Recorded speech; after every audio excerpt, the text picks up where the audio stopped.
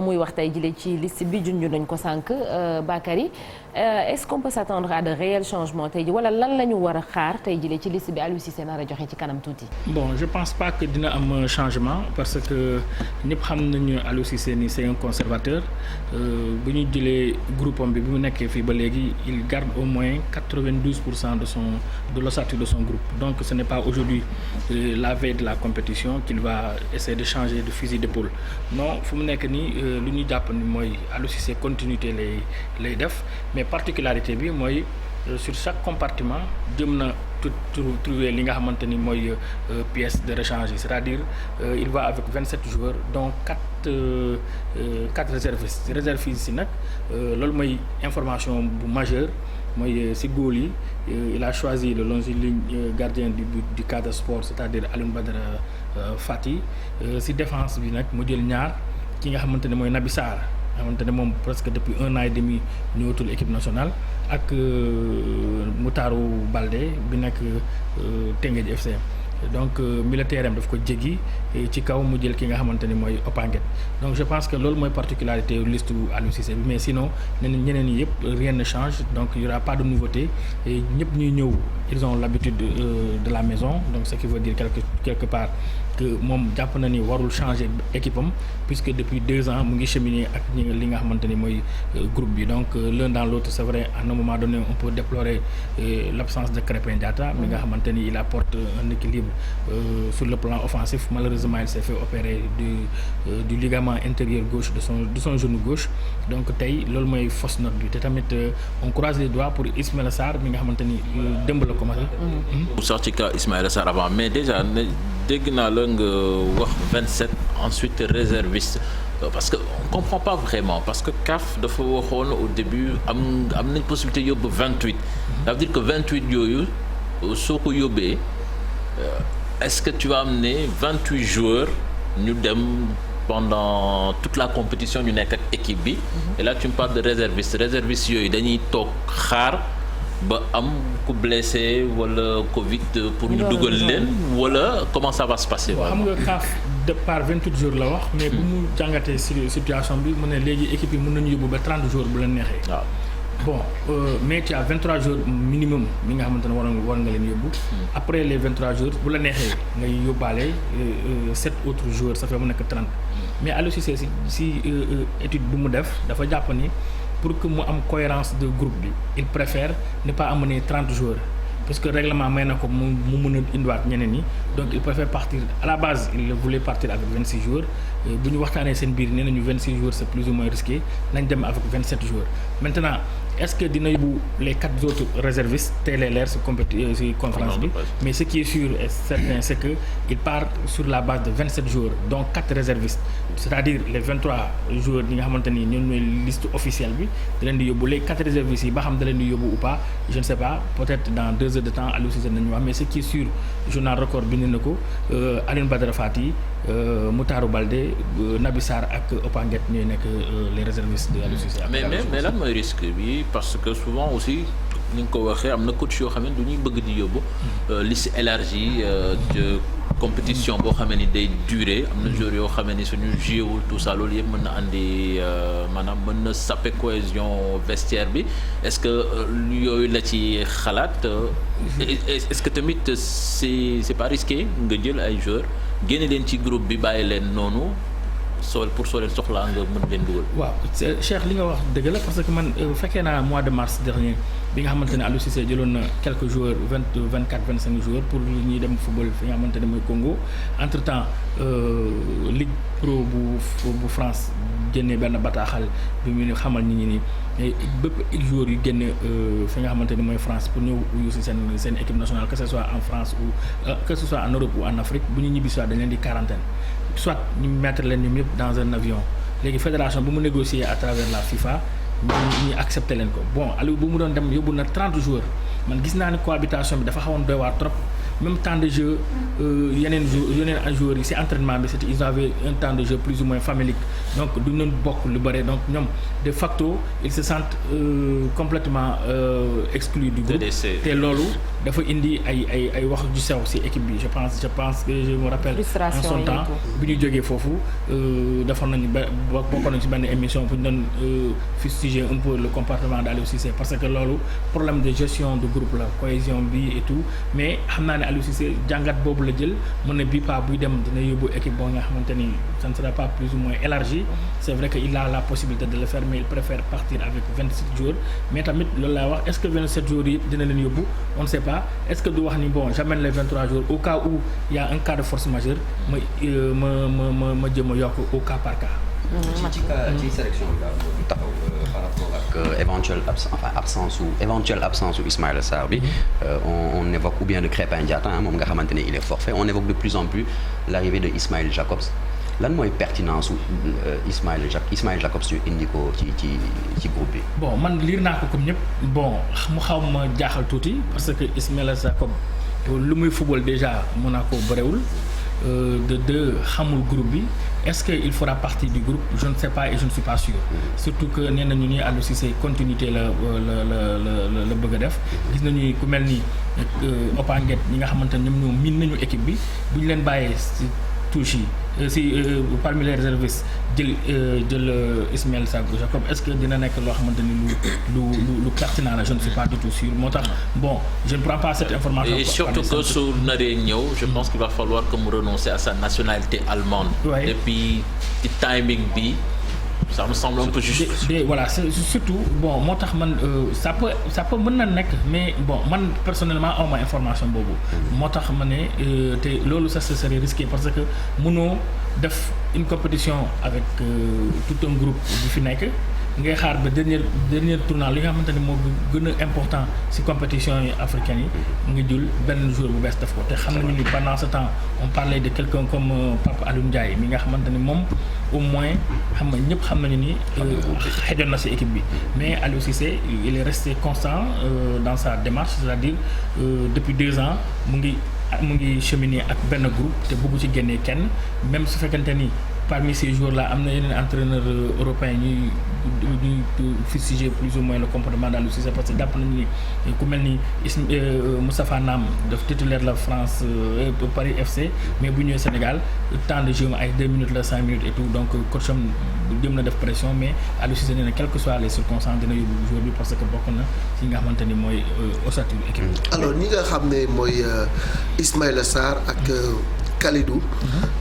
ba léegi ñu ngi nekk en convalescence nga convoqué leen en équipe nationale il y a des risques quand même parce que booy dem CAN il faut amener des joueurs en pleine possession de leurs moyens insister ci woo leen aussi est-ce que du ni ko rek amul pièce de rechange pour poste yooyu. bon xam nga tey jii nii Malick c'est un cas bon li nga wax dëgg la c'est compliqué mais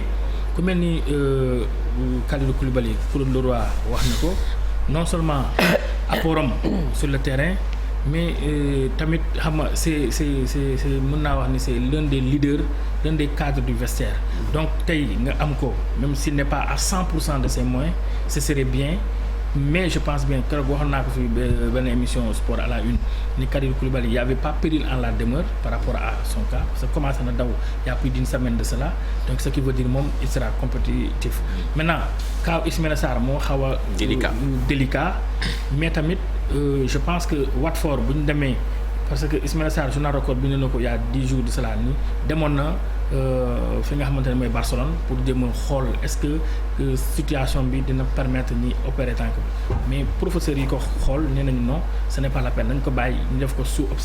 observation médicale mais le temps que ñuy jox ko li nga xamante ne mooy programme adéquat benn donc programme boobu nag les suivre depuis lors mais démb Watford def na benn communiqué pour xamal ni Ismaïla Sarr commencé na daw donc comme je l'ai dit tey jii nii Watford a plus intérêt que Ismaïla Sarr ñi bañ ko opérer que ñi koy opérer parce que ñëpp xam nañu ni il fait partie des meilleurs joueurs de son club maintenant indi ko c'est normal Aliou Cissé parce que Ismaïla Sarr quoi que l'on puisse dire je pense que il fait partie de ces 2 ou 3 joueurs yi nga xamante ne sur le plan offensif ñoom ñoo valoir beaucoup de satisfaction au Sénégal parce que Ismaïla Sarr non seulement il a pris de la bouteille mais aussi c'est quelqu'un moo xamante ni am ko sa équipe moo gën nga ñàkk ko am donc parlons des Anglais parce que c'est sûr que les clubs anglais moom ku ne xam na réticence yi ñu am sax pour seen joueurs yi ñu libérer leen mais lu ñuy craindre mooy ñu libérer leen un peu tard ba nga xam ni bu ñuy rejoindre sélection bi dina fekk peut-être ñu nekk Rwanda di waajal yëf yi loolu yi tamit ban jàngat nga si waaw loolu xam nga règlement bi dafa am le règlement est clair 2 semaines avant la compétition war nañu mën a bàyyi joueurs yi léegi nag est-ce que fédération dina appliquer règlement boobu. wala diplomatie la ñuy dawal est-ce que diplomatie la ñuy dawal tout dépendra du coach et des fédéraux mais l'un dans l'autre tey gis naa ko ci benn journal plutôt ñi naan les Anglais risquent de rester jusqu'à la fin maintenant je sais pas si ban base lañ ko teg est-ce que réellement il y a eu un accord tripartite entre le joueur le club et la fédération ou pas mais je pense que bu ñu fa toogee tamit il y aura pas péril à la demeure puisque l'équipe va quitter Dakar le 1er janvier donc ñoom bu ñu footballee le premier entre le 1er et le 2 donc l'équipe arrive à le 2 peut-être ñoom juste quelques heures am retard pour fekk ci seeni naataango mais bon après ils continueront toujours à s'entraîner en club. Sadio yaa ngi diggante ak moom Sadio Mané nga xam ne yow bokk nga ci ñi nga xam ne ñu ko jege lañu débat bi nga xam ne moo alimenté le football africain par rapport ak Europe gis-gis bi ñu am ci CAN beek yooyu moom dégguñu ko mu wax ci publiquement mais xam naa ne am na peut-être lu nga xam ne. non Sadio moom côté boobu moom il reste intransigeant. waaw moom xam na sénégalais fu ñu ko teg xam na tamit drapeau Sénégal ban njëriñ la ko amal. te xam na tamit bu excès tey fii nii yàlla ak équipe nationale Sénégal la parce que tamit il faut pas oublier que Sadio Mané il a été relancé en pleine compétition de Jeux olympiques te boobu ce n'était pas avec Metz c'était plutôt avec le Sénégal donc tey ñoom yëpp joueurs yi ak dañu mënta am pression bu ñu mënta defal seen i club seen i dëkk c'est-à-dire seen drapeau moo leen gën a lépp loo gis bon c'est vrai wax nga ko man xam naa ko bu baax jege naa ko tout le temps dañuy nekk di jokkoo mais xam naa engagement bi mu am par rapport à l'équipe nationale te tamit am na yoo xamante ne du ko caaxaane te fédéraux yi xam nañ ko staff technique bi tamit xam nañ ko et je pense qu'aujourd'hui le public sénégalais le sait bien aussi que Sadio il est prêt à tout pour quand même satisfaire les besoins du public sénégalais. avant dernière question ñu ngi doon wax ci Sadio bi bon dégg nañ Joseph Antoine Bell génn ni ñi ngi xaar Sadio Mané wax parce que bokk na ci star africaine yi te débat bi jamono ji métti na xëccoo bi métti na te dañoo bëgg moom tamit mu yëkkati kàddoom pour ñu gën a respecter footballu Afrique. xam nga ku mel ni Joseph Antoine Bell il a son calendrier pour communiquer xam nga te moom ñëpp xam nañu ni il marche pas ses mots c'est un gars boo xamante ni il est tonitruant et tout par contre Sadio xam nga c'est un joueur atypique xam nga il a un côté bi nga xamante ni il est trop réservé. Je pense bien que communiquer pourquoi pour dire quoi l'essentiel c'est que. Mais ce que Ekambi a dit. Aucun entraîneur au monde ne peut m'empêcher d'aller jouer la CAN pour mon pays. xam nga Ekambi on peut le comprendre parce que non seulement il est camerounais et la Coupe d'Afrique se joue chez lui donc il peut se permettre de dire toutes les déclarations bu ko ne xam naa Sadio dama la wax raconter benn anecdote bi club dafay sortir bi ñu naan nee na la compétition est un petit tournoi. Sadio ak Salah toog di waxtaan Salah ne Sadio gis nga Klopp lu mu wax Sadio ne ko oui j'ai vu qu'il y a beaucoup de critiques xam nga chez nous et tout et puis c'est normal Klopp ñëw Salah ne ko kontaanuñu xam nga nous les Africains ne sommes pas contents de cette déclaration Sadio a préféré ne même pas participer à ce débat-là parce que xam na ni peut-être bu waxee dina yàq il préfère faire sur le tour du terrain pour entraîner. C'est pour vous dire quand même que xam nga nit ki tu peux répondre xam nga par les actes par les gestes non pas par la parole donc il préfère garder le silence le moment opportun je pense qu'avec la Fédération sénégalaise de football il pourra faire des déclarations yi nga xamante ni allant dans ce sens et moi je pense que lu gën a am solo mooy mu teew li nga xamante fi nga xamante ne mooy Cameroun def li nga xamante ne loolu la Sénégalais yi di xaar ci moom. démb gis nañu benn club banati la sax Cheikh Tidiane bi doon wax naan pare na pour dem ci yoon. Naples voilà ci internationaux internationaux yi nga xamante ni dañuy ñëw participer ci CAN bi ñoom bu ñu kalaamee fan la ñuy dem kalaamee est-ce qu'ils ont le droit de faire ça? Non, ils n'ont pas le droit de faire ça parce que ñoom bu ñuy jël joueurs yi xam nañu ni carrément ñii ay internationaux africains lañu bu ñuy jël joueurs yi dañuy xam ne ñii ay internationaux européens lañu kon Coupe d'Afrique Coupe d'Europe du am ñoom ñu kontaan bàyyi seeni joueurs ñi dem défendre couleur seen dëkk te s'il s'agit de l'Afrique ñuy réticent ce n'est pas possible loolu c'est un manque de respect te xam naa ni tey jii nii les pays africains sont bien protégés par les textes surtout que ñoom souvent club yi bind ay lettres xam nga pour wax leen ñi ñaan seen africains yi njëkk donc yow tey doo mën a nekk fi di ñaan njëkk après nga ne da ngay dem réclamer wu non tu vas réclamer tu vas protester quoi et contre qui xam nga c'est ça la grande question. mais quand même jot na changement am parce que tournoi bu mel ni Coupe d'Afrique jaadootul ñu koy football en pleine saison yeneen club yi di jouer en même temps parce que même joueurs yi ñoom aussi ils sont tiraillés entre leur club et la sélection xam nga demoon nañ ba toxal ko ba yóbbu ko été ba ñëpp yaakaar ne le truc est réglé. Je pense que loolu c'est ça le combat tey jii nii je pense que en 2019 bi ñu doon football Coupe d'Afrique bi Égypte tout le monde avait applaudi des deux mains parce que lan moo tax du am benn pression on est en été les clubs sont partis en vacances joueurs yi dem nañu Coupe d'Afrique comme en Europe comme seen euro yëpp période boobu la 2000 Amérique du Sud pareil c'est au mois de juin juillet mais Afrique à l'hiver parce que dañu naan juin il pleut beaucoup et tout Cameroun à un moment donné il a été question de jouer la coupe d'Afrique au mois de juin malheureusement nee nañu mois de juin dafay taw lu bare mu xaw a indi ay complications bu xaw a doy waar bon après je me dis quelque part tey jii nii ça peut se comprendre aussi parce que tamit même les joueurs eux-mêmes psychologiquement ils sont atteints parce que y a beaucoup de risques mun nga dem nga perdre sa place mun nga dem sa club bi wàcc te peut-être que boo fa nekkee amaana di nga apport bi nga fi indi du dina nekk apport bu am solo malheureusement tey ce n'est pas le cas bon pour avant ñuy terminer tey jii nii bu ñu xoolee liste Aliou Cissé bi nga xamante ne moom lay publier par rapport à 2019 ba léegi y a 13 joueurs ñi nga xamante ne ñoo bokkoon ci 2019 bi te ñu permettre Sénégal dem coupe du monde coupe finale ñoom ils ne seront pas là boo xoolee liste bi donc sur les 27 joueurs yi nga xamante ne Aliou Cissé dina leen convoqué te am 10 joueurs yi nga xamante ni ils ont joué la Coupe d'Afrique des Nations mais tamit peut-être gars dañuy loolu mën na indi un peu tiitaange mais je ne pense pas parce que si 10 joueurs yi nga xamante ne ñoom ñooy ñëw y a 8 titulaires indiscutable donc ce qui veut dire quand même quelles que soient les circonstances quel que soit le nombre de trucs l'ossature d'accord merci beaucoup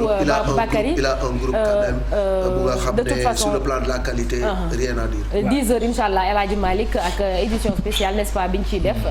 tey jii en direct ak publication liste boobu lee merci beaucoup Bakary si sa jàngat bi amatina solo léegi dañuy jàll ci taxaw seetlu bi tey jii ci wàllum cosaan ak aada